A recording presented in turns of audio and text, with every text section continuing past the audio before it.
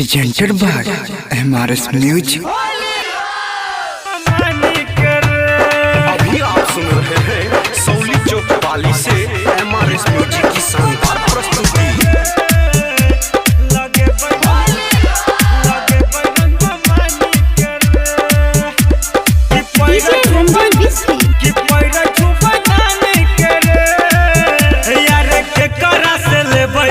होली के माजा धरे नहीं दै छै कोनो भौजी भैरा पाजा जेकरा से लेबै एबर होली के माजा धरे नहीं दै छै कोनो भौजी भैरा पाजा बुझै नै छोई परेशानी के रे कि गोरा छुपा नानी के रे लगे बैरंग मानी के रे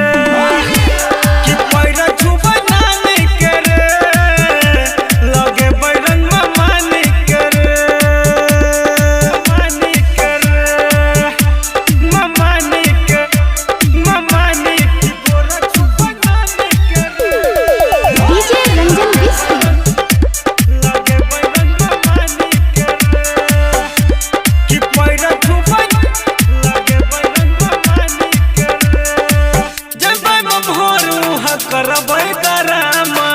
बाबू के फाड़ देबै कुर्ता पैजामा जबै ममहर उहा करबै डरामा बाबू के फाड़ देबै कुर्ता पैजामा बोलबै जगह से मुँह बांधी के रे कि गोरा छुपा नानी के रे लगे बैरंग मानी के रे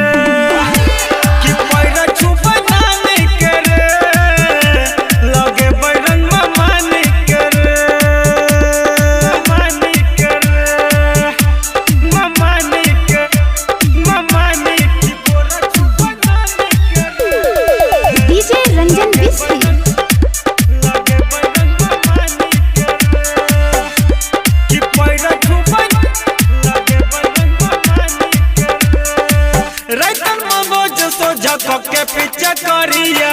गल में लाल दल पे चोली में करिया